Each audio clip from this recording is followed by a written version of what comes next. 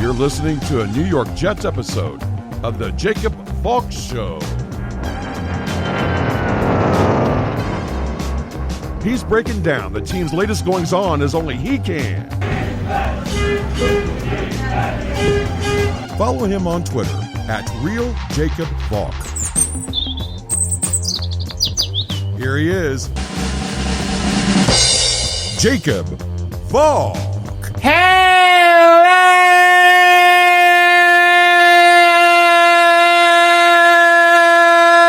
Jets fans! Welcome to another New York Jets episode here on the Jacob Valk Show.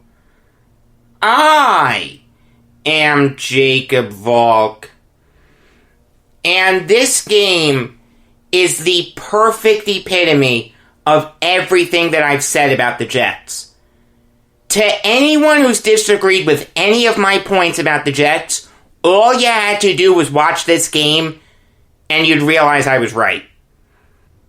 This team, from the top down, is utter garbage.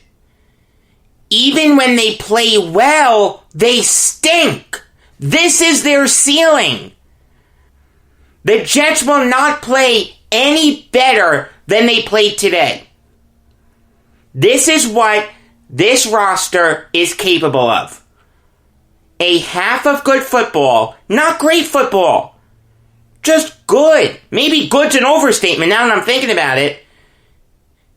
Decent football. Keep in mind, they were up 10-6 at the half. It's not like they were up 40-0. 10-6 is not great. It was great to have a lead. The Jets played with a lead for the majority of the first half. Darnold came out firing. He looked fantastic in the first half. Dowell Loggins calling plays? Should have been doing it all season, it looked like. I mean, that 3rd and 20 completion to Berrios was an incredible throw. And La'Mical Pirine getting to the edge and reaching for the pylon to score the only touchdown of the game? Fantastic. Then after that, it all went to hell. Darnold throws into quadruple coverage to put the Bills in a position to make the game 10-6. That's why it was 10-6, because Darnold threw that pick. After the second half started, you know how many yards the Jets had? 4.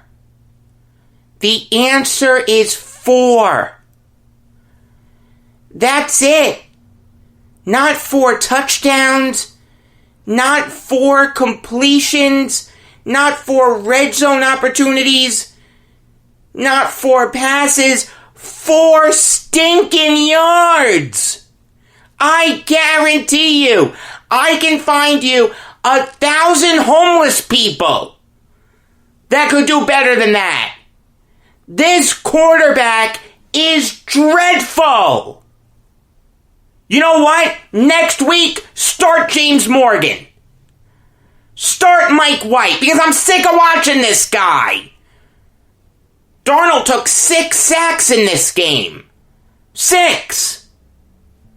Granted, the offensive line is terrible, but there's no excuse to take that many sacks. The quarterback does deserve some responsibility for that. Roll out, improvise, try to make something happen.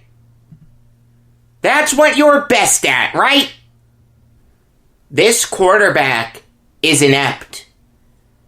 12 for 23 for 120 yards and 2 interceptions. He fumbled the ball once. You know what his quarterback rating was? 31.1. No, but Jacob, look at the positives. They got Pirine more involved. They got Mims more involved. You saw him for the first time. He looked good. Oh, give me strength. Perine did not play well in this game. He only had 3.5 yards per carry. Frank Gore was better than him. Mims had 4 catches for 42 yards. Whoop-de-freaking-do. Alright, it was a good first game, and I like Mims. I really do. Oh, but Jacob, look at the defense. You didn't allow a touchdown. You're joking, right? They allowed the Bills to drive down the field 6 times so Tyler Bass could kick 6 field goals. This guy did his best Gary Anderson impression. I can't say Scott Norwood. Morton Anderson, Adam Vinatieri. That's what this kid looked like. No, that's not good. Bend but don't break doesn't work for me. Get some turnovers. You only forced 1 turnover. That was it. You know how many times the Bills punted in this game? 0. The answer is 0. They didn't need to. They were in such good field goal position that every drive the Bills had ended with either a field goal attempt, a fumble, or kneel downs. That's it. The Bills had 10 drives in this game. 8 of them ended with field goal tries. 6 of them ended with field goal makes. No, that's not a good performance. This is a Bills team that has struggled recently. They can't run the football. I actually thought the secondary was pretty good in this game. Desir looked good. Bless Austin looked really good. Marcus May looked good. But the linebackers were dreadful. The defensive line was okay. Quinton Williams looked good. But other than him, no one. I mean, Bryce Huff is a linebacker. He looked okay. But you know what? When I'm singling out Bryce Huff as a guy who played really well for the Jets defense, you know that's a bad defense. All due respect to Bryce Huff, but he cannot be one of the better players on an NFL defense. He's a rotational player at best on a Super Bowl winning team. I'm telling you, this is their ceiling. This is the Jets' ceiling. They're not going to get any better than this. The Jets were bad, but they weren't as bad as they've been in weeks prior. But that's still not good. It's not an indictment of Gase that the game he gave up play calling, the Jets had their best game of the season. They got the loss, for God's sake. They only had 10 points. It makes no difference that it was a 1-score game. That's irrelevant. A loss is a loss. I got news for you. This loss is going to look the same in the standings as a 50-point loss that this team is going to suffer next week to the Chiefs. I'm telling you, start James Morgan. Start Mike White. I am sick and tired of seeing this piece of garbage quarterback, Sam Darnold. I am done with him. I never want to see him again. When he is on another team, I am going to root so hard against him, it's not even funny. There is no Jet that I've ever hated more than this guy, because I feel like I was lied to. I was told by everyone that this guy was the savior. This guy was going to be the next Namath. In fact, this guy was going to take this team to heights that even Namath couldn't. He finished with a career completion percentage better than 50.1. He'd have a positive touchdown to interception ratio. He'd win multiple Super Bowls. That's what I was told. I was lied to. Sam Darnold is a bust. If the Jets can get a third rounder for him, do it. Pull the trigger. I don't care. I never want to see him again. It doesn't matter who's calling the plays. Adam Gase, Dowell Loggins, Bill Walsh, Vince Lombardi. This kid will never succeed in the NFL. Never. I don't care what happens from now until the end of the season. Every game, Trevor Lawrence can just take kneel downs. And Sam Darnold can be Offensive Player of the Week every single week. I still want Lawrence. I don't want to see Darnold anymore. I'm done with him. 10 freaking points. 4 yards in the second half. You make Jerry Hughes look like the second coming of Bruce Smith. This isn't on Gase. This game proves that this season isn't on Gase. This is a lack of talent.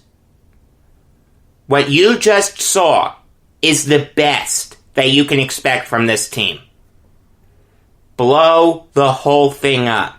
Trade everyone by Election Day. I'm not kidding. The trade deadline is actually Election Day. I said before that it was in October. I was wrong. Yahoo Sports had an article that said it was in October, and that's what I was quoting. I'm wrong. It's November 3rd. By then, everyone with any value should be off the Jets. Just rebuild, get as many draft picks as he can, and just go from there. Bring in John Dorsey, because I don't want Joe Douglas making those picks.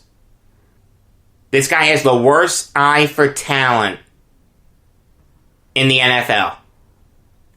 He's the one who assembled this offensive line. This putrid offensive line. This season is on him more than it's on Gase. Instant New York Jets recaps come your way after every single game except 2 weeks from now. The Jets at a Monday night game 2 weeks from now. They're facing the Patriots. I'm not going to do an instant recap. I'm going to save that for the November 10th episode of the Jacob Valk Show. But every other game, you get instant recaps. I brought up the NFL trade deadline a little earlier. It's November 3rd. That show is going to be posted a little later than usual. Don't worry, you're still going to get it. It's just going to be posted at probably 4:30, 5 o'clock-ish. And that falls right in line with the fact that regular episodes of the Jacob Valk Show come your way every weekday afternoon. Now that I'm done with the bookkeeping, I can say, until next time, I am Jacob Valk saying that Gaylord Perry and Willie McCovey should know each other like a book. They've been ex-teammates for years now.